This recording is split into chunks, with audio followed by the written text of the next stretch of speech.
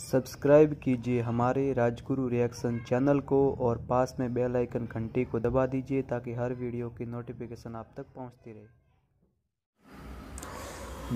नमस्कार मित्रों, मेरा नाम सुरेश राजपुरोहित है और आप सभी का हमारे राजगुरु रिएक्शन चैनल पर हार्दिक स्वागत है। मेरा नाम अरविंद सिंह राजपुरोहित है। मित्रों, आज हम वीडियो जो बनाने जा रहे हैं, ऐसे हम वीडियो बनाना नहीं चाह रहे थे, लेकिन आज हमारी इच्छा हो गई। आज जिस तरह की देश में राजनीति चालू है, अभी लोकसभा की चुनाव चालू है, फ़िलहाल 11 तारीख से चालू हो गए हैं, 11 अप्रैल से। तो पूरे देश भर में लोकसभा के चुनाव होने वाले हैं, अभी हो रहे हैं। अभी आचार संहिता भी लागू हो गई है, तो कुछ ज़्यादा तो हम नहीं बोल सकते, लेकिन आज जिस तरह की राजनीति हो रही है तो उस पर हमें कुछ बोलना है, तो हम आज आपको बताएंगे। हमारे साथ हमारे मित्र अरविंद सिंह जी भी है, तो हम आज उनसे सवाल पूछेंगे।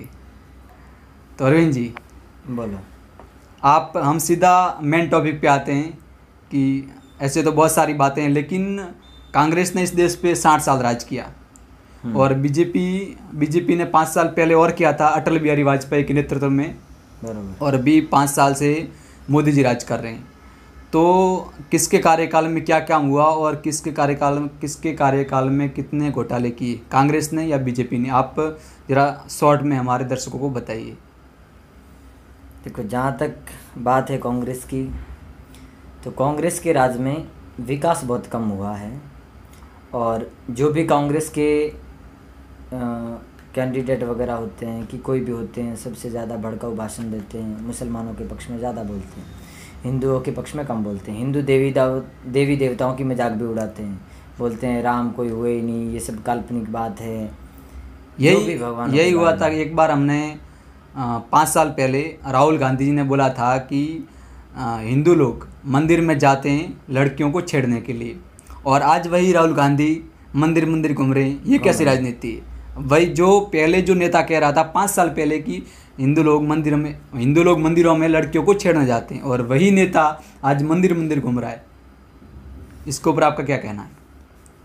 भाई, ये इस देश का दुर्भाग्य है कि हमारे देश में ऐसे भी नेता मौजूद है जो हिंदुओं का इतना मजाक उड़ा रहे हैं, लेकिन फिर भी हिंदू उनको वोट देते जा रहे हैं।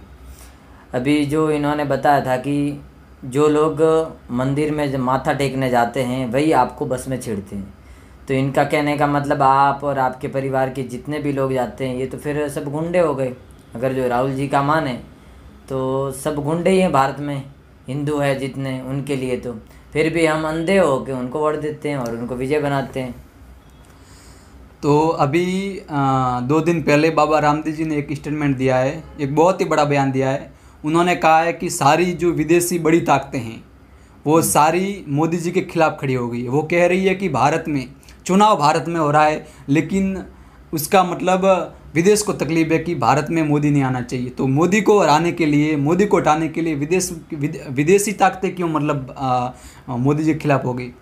तो इसका क्या कारण, हम क्या मान सकते हैं? मोदी जी ने क्या किया है? मोदी जी ने देश के लिए अच्छा नहीं किया है या अच्छा किया है? विदेश के लोग क्यों ये सब बोल रहे हैं, विदेश के प्रधानमंत्री या फिर पाकिस्तान खास करके? देखो, उनकी क्या है, पंचायत ही खत्म हो रही है। नहीं, आप हमें ये बताइए, जो बाबा रामदेव जी ने जो ये बयान दिया है, सही है या गलत है? सही है, बिल्कुल सही है। कैसे सही है? क्या होता है कि पहले भारत को कोई पूछता नहीं था, और भारत के प्रधानमंत्री ऐसे ही थे, जैसे 10-15 प्रधानमंत्री सब अलग अलग देशों के खड़े होते थे, तो हमारे प्रधानमंत्री पीछे जाके खड़े होते थे, क्योंकि उनमें वो इतनी काबिलियत नहीं थी कि वो सबको हैंडल कर सके या सबसे आगे होके कोई निर्णय ले सके। और मोदी जी में वो ताकत है कि वो खुद अपने बलबूते पे फैसला लेते हैं बिना सोचे समझे, और ये देश के लिए बहुत अच्छी बात है कि हमारे को मोदी जी जैसे प्रधानमंत्री मिले हैं। अगर जो ये चले गए तो इसके बाद में मेरे को ऐसा कोई नहीं लगता कि योगी जी के अलावा, और कांग्रेस में तो कोई दिख ही नहीं रहा है कि कोई अच्छा नेतृत्व करे ऐसा कोई। लेकिन कांग्रेस के लोग कह रहे हैं योगी जी अली और बजरंग बली वाली राजनीति करते। नहीं, वो तो फिर राजनीति के लिए उनको कुछ तो बोलना पड़ेगा। अगर जो आप विपक्ष में हैं तो आप जो सरकार जो अच्छा काम करती है उसके अच्छे काम नहीं गिनाएंगे, वो बुरे क्या काम करती है उस पर ज़्यादा आप फोकस देंगे कि वो गलत क्या कर रही है। विपक्ष का काम होता है गलती निकालना। नहीं, वैसे हम भी बीजेपी को मानते हैं, बीजेपी को वोट देते हैं, लेकिन आप हमें मोदी जी के ऐसे कुछ 5 काम गिना दीजिए जो मोदी जी ने अच्छे काम किए हैं। आप कुछ इनके बारे में 60 साल में डॉक्टर भीमराव अम्बेडकर ने बोला था कि हर 10 साल में नोटबंदी होनी चाहिए, लेकिन किसी सरकार ने ऐसा कदम नहीं उठाया। और मोदी सरकार ने ये उठाया जीएसटी, जो कभी नहीं हुआ था, मोदी सरकार ने किया। और उसके बाद में सर्जिकल स्ट्राइक आप देख लो, जो कभी सोचते ही नहीं थे। यहाँ तो अमेरिका करता था, दूसरा नंबर इजराइल का था, जो आज तीसरा नंबर भारत का बन गया है। इससे पहले कुछ नहीं करते थे। और इसके बाद में इन्होंने विदेश में योग दिवस स्थापित किया, जो पूरे अंतर्राष्ट्रीय में अभी मनाया जाता है योग दिवस। और ऐसे कई तमाम जो मोदी जी ने काम किए वो शायद दूसरों ने नहीं किए। पहले जो रोड बनती थी उसकी जो रफ्तार थी उसकी डबल गुना आज मोदी जी कर रहे हैं। आज जो मोदी जी ने काम किया है कि मोदी जी जीतने के बाद, मोदी जी ने चुनाव जीतने के बाद जो 5 साल में काम किया है, जो 18,000 गाँव में लाइट नहीं थी वहाँ तक लाइट पहुँची है। और लाखों की संख्या में उन्होंने, मोदी जी ने शौचालय बनवाए जो लोग खुले में शौच करते थे। और कांग्रेस आज अड़ी है कि मोदी जी ने कुछ काम नहीं किया, गरीबी नहीं हटाई, वो नहीं किया। और कांग्रेस का ये नारा इंदिरा गांधी के टाइम से रहा है कि गरीबी हटाओ, गरीबी हटाओ। आज भी राहुल गांधी कह रहे हैं कि गरीबी हटाओ। देखो, उनके पास इतनी धन संपत्ति है कि वो अगर जो सब गरीबों को बांट देवे ना तो भारत देश में कोई गरीब नहीं दिखेगा। लेकिन कांग्रेस चाहती नहीं कि कोई गरीब अमीर बन जाए। अगर जो सब लोग अमीर बन जाएंगे तो उनको वोट कौन देगा? फिर किस बात की वो राजनीति खेलेंगे? फिर तो ये सब खत्म हो जाएगा। धर्म की ना खेल सकते, क्योंकि फिर हिंदूवादी ताकतें बढ़ जाएगी।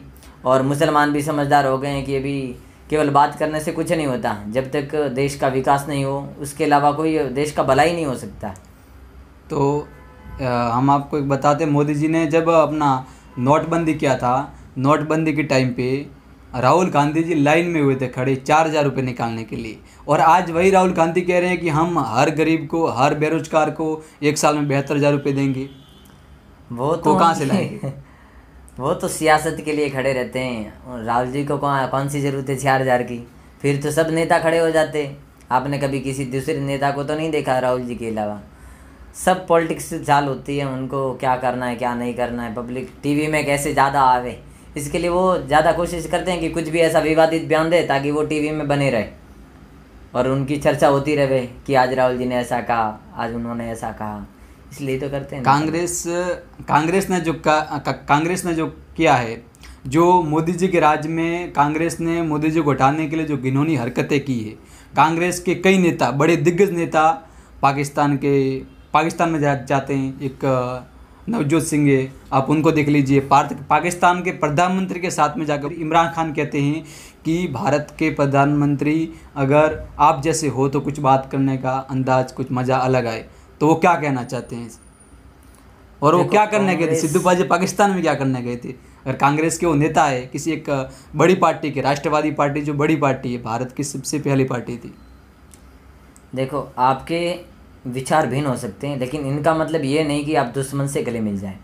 अगर जो आपका सगा भाई है, थोड़ी बहुत आपके विचार उनसे मेल नहीं खाते हैं, तो इसका ये मतलब नहीं कि आपका जो भाई है, जो आपको भाई को कोई मारना चाहता है, आप उसके साथ संबंध बना लें। ये बहुत दुर्भाग्य की बात है जो ये कांग्रेस ऐसा कर रही है। इसके लिए तो कांग्रेस का इस देश से धीरे धीरे नामो निशान खत्म होता जा रहा है। आज देखो, राहुल गांधी अपने जहाँ क्षेत्र था वहाँ से तो भाग गए, अमेठी से, अभी केरल चले गए। वहाँ तो मुस्लिम बहुसंख्यक इलाका है। हाँ, उनको अभी हिंदुओं से तो कोई मतलब ही नहीं है। हिंदुओं से तो कोई मतलब ही नहीं है। और हमने तो ये सुना है कि वहाँ पे जो जिस पार्टी के साथ उन्होंने गठबंधन किया है वो मुस्लिम लीग पार्टी है। जब भारत का विभाजन हुआ था उस समय मुस्लिम लीग पार्टी पाकिस्तान में गई थी और एक बांग्लादेश में, और एक जो बच्ची कुची रह गई थी वो भारत में रह गई। तो उसका नेतृत्व तीनों पार्टी, जो 3 देशों में वो जो मुस्लिम लीग पार्टी है, तो उसके साथ गठबंधन करके कांग्रेस क्या साबित करना चाहती है? कांग्रेस तो स्टार से जिस पार्टी ने देश का बंटवारा करवाया, ये जिन्ना की पार्टी थी। मैं वही बोल रहा हूँ कि ये तो स्टार से भी कह रही है कि कांग्रेस तो मुसलमानों की पार्टी है, फिर भी हिंदू तो वोट दे रहा है ना। वही बात है। अभी मायावती जी ने बीच में कहा था कि मुस्लिम वोटर किसी के बहकावे में ना आए और सीधा वोट हमें करे, हमारे गठबंधन को करे। तो अरविंद जी, अब हम डिबेट को आगे ले चलते हैं। अभी राहुल गांधी जी जो बार बार मुद्दा उठा रहे हैं, चुनाव में उनका अहम मुद्दा गरीबी नहीं है, बेरोजगार नहीं है, शिक्षा नहीं है, मतलब कुछ उनको मुद्दा नहीं मिला तो मुद्दा राफेल राफेल राफेल यही चिल्ला रहे हैं कि मोदी ने राफेल में घोटाला किया।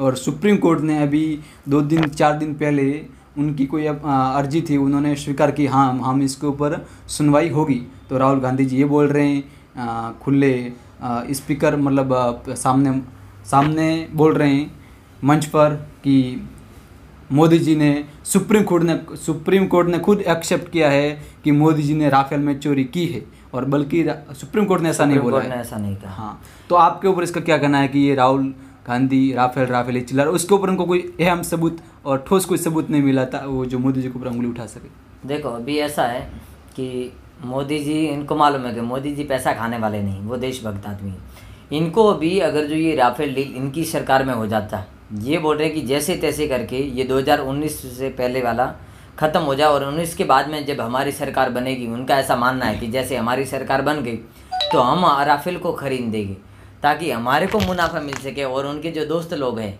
वो पैसा कमा सके। इसके लिए वो बार बार राफेल का मुद्दा उठाते रहे, जबकि कुछ नहीं है, आपस में डायरेक्ट सरकारों से ट्रांसफ़र हुआ है, कोई बीच में दलाल वगैरह नहीं है। कांग्रेस के राज में बहुत सारे घोटाले सामने आए और उसके ऊपर सुनवाई भी हुई और पता भी चला कि कांग्रेस में राज में एक सबसे बड़ा घोटाला हुआ था 2G स्कैम करके। तो वैसे बहुत सारे घोटाले हुए, लेकिन मोदी जी पर आज तक कोई दाग नहीं है। सिर्फ राफेल का जो उन्होंने कांग्रेस वालों ने, विपक्ष वालों ने जो बोल रहे हैं कि राफेल में मोदी जी ने चोरी करवाई, चोरी चौकीदार चोरे के नारे लगवा रहे हैं। जो मोदी जी आज भारत के प्रधानमंत्री है, जो देश का प्रधानमंत्री है, उसके ऊपर अगर गलत टिप्पणी करेंगे, अभद्र टिप्पणी करेंगे, चौकीदार चोर है, तो ये क्या सही है? अपना देश का राज्य को हम अगर चोर बताएं, आज देश के प्रधानमंत्री हमारे मोदी जी है, तो उनके ऊपर अगर गलत टिप्पणी हो रही है कि मोदी जी चोर है, तो ये जो उनके भाषण है विदेश में भी लोग सुनते हैं, तो इसके ऊपर गलत क्या प्रभाव पड़ता है कि मतलब भारत के लोग अपने ही राजा को चोर बता रहे हैं, चौकीदार चोर, ये क्या राजनीति? मैं राहुल गांधी एक MLA के लायक है, इससे ज़्यादा वो नहीं है। वो मुख्यमंत्री के भी काबिल नहीं, देश के प्रधानमंत्री तो बहुत दूर की बात है। उनको इस देश के बारे में कुछ नहीं मालूम। इस देश में कितने राज्य हैं, उनकी कहाँ पे राजधानी है, उनके नाम क्या है, इनको कुछ नहीं मालूम। इस देश का नाम भारत कैसे पड़ा वो भी उनको नहीं मालूम रहेगा। वो बोलते ना, मोदी जी ने कहा था कि जो सोने की चम्मच लेके पैदा हुआ उसको गरीबी का क्या मालूम। ये जब बोल रहे हैं कि भारत में गरीबी बढ़ रही है, मोदी सरकार ने कुछ नहीं किया, तो आपने क्या किया? 60 साल में आप गरीबी को ख़त्म कर देते ताकि ये बीजेपी मुद्दा ही नहीं उठाती। मोदी जी ने घर घर गैस सिलेंडर दिया, नहीं तो माताएं बहनों को बहुत तकलीफ होती थी और आँख चली जाती है अगर जो ज़्यादा धुआं हो तो। अभी सब लोगों को इतना संतुष्ट हो गई है, नहीं तो घर ऊपर से ब्लैक हो जाते थे, अभी कुछ नहीं हो रहे हैं। और उसमें से भी ये बोलते हैं कुछ लोग कि अरे मोदी ने तो जो 400 में सिलेंडर मिल रहा था उसका 1000 कर दिया। आप देखोगे तो उसमें क्या है, आपकी जो आप डायरी लेके जाते हैं उनमें आपको पहले से बुकिंग करवाना पड़ता है। आप जैसे ही बुकिंग करवाएंगे तो वापस सब्सिडी आपके खाते में ही आ रही है और वापस उसी मूल्य पे वो आपको मिल रहा है आज भी। लेकिन कांग्रेस कैसे भी हवा बना के वापस इसको सत्ता में आना है और वापस भ्रष्टाचार कैसे बढ़े, इन पे वो जोर दे रही है। और महात्मा गांधी जी ने कहा था कि अगर जो कांग्रेस इस देश में रही तो वो देश को ऐसे ही लूटेगी जैसा अंग्रेज लौट के गए थे। ये गांधी जी ने कहा था, महात्मा गांधी जी ने, ये मेरे शब्द नहीं है। नहीं, कांग्रेस को ऐसा क्या हो जाता है जब वो 5 साल कुर्सी से दूर है तो इतना उसको क्या हो गया कि वो सारे विपक्षी इकट्ठा हो गए। आज किसी पार्टी को हराने के लिए राजनीति नहीं हो रही है, सारी पार्टियां ये कह रही है कि मोदी को हटाओ। ये क्या है? अभी मतलब को ये बर्दाश्त नहीं हो रहा ना कि कोई गरीब आदमी प्रधानमंत्री कैसे बन सकता है। ये उनको ऐसा तकलीफ हो रही है दिल में कि उनकी कुर्सी चली गई। स्टार्ट से आप देखोगे तो जो मोतीलाल जी थे वो कांग्रेस के कुछ अध्यक्ष बने थे, उनके बाद में उनके लड़के पंडित जवाहरलाल नेहरू अध्यक्ष बन के कुछ प्रधानमंत्री बन गए, फिर उनकी बेटी इंदिरा गांधी प्रधानमंत्री बनी, फिर उनके लड़के बने, अभी राहुल जी बनना चाहते हैं। तो इनका क्या है, वंशानुगत हो गया है। तो अभी वो कुर्सी जा रही है उनके हाथ में से, तो वो ज़्यादा चिल्लाएंगे। जब बोलते हैं ना कि दिया जो जलता है, जब रेगुलर जलता है तो कम जलता है, जब वो लास्ट में ख़त्म होता है तो धड़ाक से आग ऊपर उठेगी और फिर एकदम बुझ जाएगा। तो अभी उनको लग रहा है कि अभी हमारा सपना साफ होने वाला है, इसके लिए भी वो ज़्यादा चिल्ला रहे हैं। मतलब आप समझ सकते हैं कि अभी क्या होने वाला है। अभी 2-3 महीने पहले दिसंबर में भारत के 5 राज्यों में चुनाव हुए थे जी। उसमें 3 राज्यों में कांग्रेस आई। तो एमपी और राजस्थान में कांग्रेस ने, राहुल जी ने खुद वादा किया था कि हम किसानों का कर्ज माफ़ी करेंगे, हम अगर आ गए तो हम किसानों का कर्ज माफ़ करेंगे। आज वो 3 राज्यों में जीत गए हैं लेकिन किसी का कर्ज माफ़ नहीं हुआ। हम खुद किसान हैं, हमारा कर्ज माफ़ नहीं हुआ। तो फिर ये मतलब है जनता को झूठे प्रलोभन देकर फिर दो बातें। अभी आज राहुल गांधी कह रहे हैं कि हम हर बेरोजगार को हर महीने 7,000 रुपये देंगे। ये तो वही बात हो गई ना कि मतलब आप भीख मांगे हो कटोरा, हम आप उसमें देंगे। तो मतलब लोगों को ये भिखारी समझते हैं, बाकी कुछ नहीं। और इंदिरा गांधी ने उस समय कहा था कि भाई गरीबी हटाओ का नारा उस समय दिया था जब वो प्रधानमंत्री बनने जा रही थी। और आज भी राहुल गांधी वही नारा दे रहे हैं, जबकि मनमोहन सिंह जी बरोबर अभी वो स्टार्ट से इसमें मंत्री थे और बहुत सारा उनको नॉलेज था, फिर प्रधानमंत्री बने, इन्होंने इतना कार्यभार संभाला, फिर भी गरीबी नहीं हट रही। और मोदी सरकार को बोल रहे हैं कि 5 साल में अरे गरीब क्या किया गरीबों के लिए। और आपने क्या किया? खुद के अंदर तो झांको कि आपने क्या किया। 60 साल आपके हाथ में ही राज था, सब कुछ था आपके हाथ में। फिर आपने इस देश को कहाँ पे लेके गए? कर्ज कितना कर दिया इस देश के ऊपर, देश पूरा बेच दिया इन्होंने। अरविंद जी देखिए, अभी आचार संहिता लागू है, लेकिन हम आपको पूछ रहे हैं कि जैसे अभी हम राजस्थान से बिलोंग करते हैं, राजस्थान में जिस तरह की राजनीति हो रही है, जैसे कि कांग्रेस ऐसे ऐसे व्यक्तियों को चुन रही है जो समाज में अपना वर्चस्व रखते हैं या फिर उनको वो लोग मानते हैं। तो जो लोग पहले बीजेपी में थे तो उनको कांग्रेस अपने में कर रही है और वो लोग अभी कांग्रेस का प्रचार कर रहे हैं। तो इससे बीजेपी को हानि होगी या नहीं होगी? क्योंकि कांग्रेस ने ऐसे बहुत सारे वक्ता थे जो ले लिए बीजेपी में, जो बीजेपी के पहले बहुत बड़े वक्ता थे वो कांग्रेस ने ले लिए। देखो ये तो कांग्रेस की चाल है कि जो आदमी समाज में अच्छी खासी पैठ रखता है उसको आप पक्ष में लो ताकि उसकी वजह से हमारे को वोट मिल सके। ये तो चालें होती है और एक ऐसा उनको ये भी कहते हैं कि हम अगर आपने हमको जिता दिया तो हम आपको इस बार अगले चुनाव में टिकट देंगे, वो देंगे। ऐसा भी प्रलोभन हो सकता है। हाँ होते हैं ना, पैसा दे के करते हैं, टिकट का बहाना बना देते हैं कि भाई अब की बार टिकट मिलेगा, ऐसा करेंगे, आप चुनाव जीत जाएंगे, एक बार हमारा आप सहयोग कर दो। जैसा नहीं किया था पृथ्वीराज चौहान के समय में, मोहम्मद गौरी ने उसके भाई के साथ की, तो हमारे साथ मिल जा, तेरे को गद्दी दे देंगे, वैसा देंगे। और लास्ट में क्या मिला था आपको मालूम ही है। और जैसे अभी राहुल गांधी जी ने बोला कि राजस्थान और मध्य प्रदेश में कर्ज माफ़ हो जाएगा हमारी सरकार बनते ही, और फिर क्या हुआ? वैसा ही होने वाला है उनके साथ में भी। किसान आंदोलन कर रहे हैं राजस्थान में।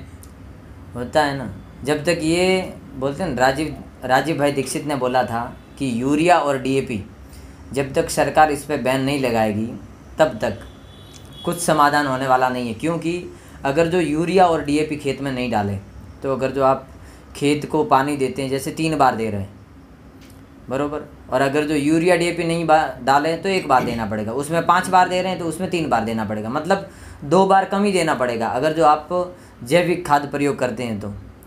ऐसा रसायन खाद में पानी को ज़्यादा देना पड़ता है। कांग्रेस आज जो बीजेपी आरोप लगा रही है मोदी जी पे कि विदेश घूमते हैं, भारत का पैसा बर्बाद करते हैं, विदेश में जाकर क्या करते हैं। देखो अभी मैं ये बात नहीं बोलना था लेकिन आज बोलना पड़ेगा कि पंडित नेहरू का एक टाइम का खाने का खर्चा 13,000 रुपये था, 1947 की बात है।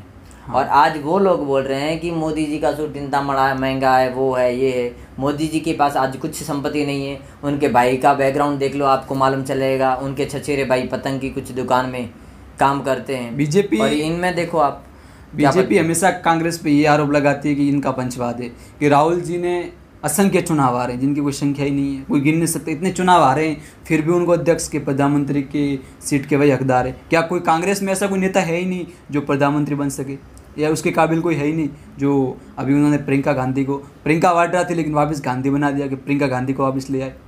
अभी ऐसा है कि ये गांधी जी का नाम लेके ही इस देश में सियासत करना चाहते हैं। नेहरू गांधी कैसे हो गया? नेहरू फिर गांधी फिर वाड्रा, फिर वाड्रा भी गांधी हो गई। हाँ वही तो बात है ना, फिर भी लोगों को समझ में नहीं आ रहा है। वो जब घर पे और शहर में घूमते हैं तो टी शर्ट पहन के घूमते हैं, और जैसे लोगों में गए तो साड़ी पहन लिया, टीका लगा दिया। लोग सोचते हैं कि अपनी तो देवी आ गई। अभी जिस तरह की राजस्थान में भ्रांति चल रही है, मतलब कांग्रेस वाले जिस तरह की अफवाह फैला रहे हैं, एक तरह का क्या बोलते हैं वो, इस बात का मेड़ा बना देते हैं कि मोदी जी को एक सीट से क्या फ़र्क पड़ने वाला है, कि अगर इस सीट से कांग्रेस का प्रत्याशी जीत गया तो बाकी जो दूसरी है लोकसभा की सीटें वहाँ से आ जाएंगे मोदी। ऐसे ही हर सीटों पे यही बात चालू, कांग्रेस की ये बात चालू है कि आप इस सीट से हमको जिता दो, बाकी दूसरी सब सीट मोदी जी के खाते में।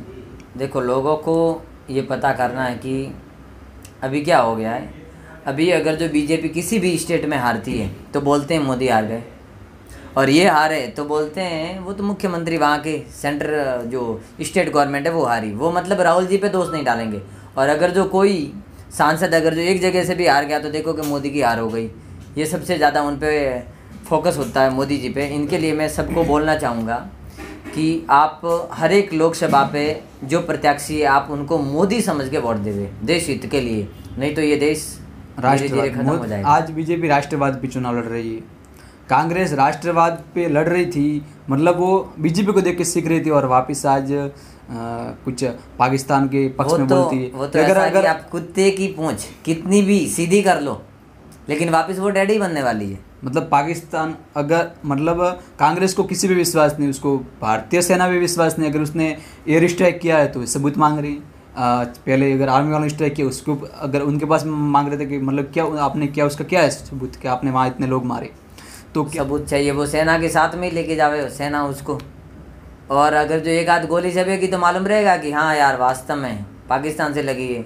नहीं तो अभी उनको क्या सबूत दे सकते, नहीं तो हेलीकॉप्टर के आगे बांध लो और उधर फेंक दो, ताकि वो आराम से गिन के आ जाएगा भारत में कि हाँ भाई इतने लोग शहीद हुए हैं कि नहीं हुए, वो मरे हैं गुंडे के, कितने हमारे जवान शहीद हुए। आपका कहना है जो सबूत मांगते हैं उसको अगर भारत से कोई मिसाइल छोड़ते हैं तो उसको मिसाइल के आगे बांध दो, फिर पाकिस्तान में फेंक दो, तो उनको सबूत मिल जाएगा कि कितने लोग मरे कितने लोग नहीं मरे। ये जो सबूत मांगते भारतीय सेना के पास, उनके लिए हाँ वही होना चाहिए। बोलते हैं ना संविधान ने इतनी छूट दे दी है कि आप कुछ भी करो कुछ नहीं होता। आप गाड़ी से 10 लोगों को मार दो कुछ नहीं होने वाला, और ऐसे ही किसी को कुछ कर दिया तो उम्र कैद की सजा होती है। तो कुछ इसके ऊपर भी सुधार होना चाहिए। जो देश के खिलाफ बोले उसके ऊपर देश विद्रोह का कोई केस होना चाहिए, फिर वो कोई पार्टी से चुनाव नहीं लड़े, ऐसा कुछ ना कुछ पाबंदी होनी चाहिए। और ज़्यादा कुछ बोले तो उस देश में उसको भेज देना चाहिए सदा के लिए, और पूरी संपत्ति है उसको राष्ट्रीय संपत्ति घोषित कर दिया जाए। अरविंद जी, कल मैं पार्टियों के बारे में जिन पार्टियों ने महागठबंधन किया है उनके बारे में जानकारी निकाल रहा था, तो कुल 58 पार्टियों ने महागठबंधन किया है मोदी जी के खिलाफ। तो एक प्रधानमंत्री को हराने के लिए, एक व्यक्ति को हराने के लिए इतनी पार्टियां इकट्ठा हो गई, जो पार्टी कभी एक दूसरे का मुंह तक दिखाना नहीं चाहती थी। कभी समाजवादी पार्टी बसपा को बोलती थी कि तुमने वैसा किया, कभी वो पार्टी उसको बोलती थी। आज वो सब सारे इकट्ठा हो गए, अब कह रहे हैं कि चौकीदार चोर है। मतलब पहले एक दूसरे को चोर बता रहे थे और आज सारे चोर इकट्ठा हो गए। मतलब वही हुआ ना, पहले एक दूसरे को चोर बता रहे थे, बोलते हैं चोर चचेरे भाई होते हैं। अभी उनको लग रहा है कि हमारे सबके धंधे बंद होने वाले हैं इस एक आदमी की वजह से। इनके लिए वो समझ रहे हैं कि अभी सब लोग एकजुट नहीं हुए तो हमारी राजनीति खत्म हो जाएगी, क्योंकि सब जगह बीजेपी छा जाएगी तो हम लोग क्या करेंगे। तो वो अकेले अपने बलबूते पे उनसे युद्ध नहीं कर सकते। अब बात समझ रहे हैं? तो वो अभी पूरा गुट बना रहे हैं कि एक शेर का शिकार करने के लिए अभी वो क्या बोलते हैं, सियार भेड़िए सब इकट्ठे हो गए, वैसी बात हो गई है।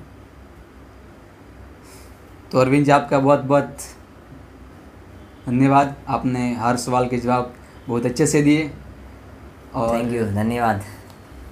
और जनता से कुछ अपील करना चाहते तो कर दीजिए। मैं सबसे यही बोलना चाहता हूँ कि हर आदमी मतदान करे और देश हित में करे। ये देश रहेगा तो हम रहेंगे, नहीं तो आप पाकिस्तान में रह रहे अल्पसंख्यक हिंदुओं की हालत देख लें। वो कोई ब्राह्मण क्षत्रिय नहीं है, वो भी दलित है।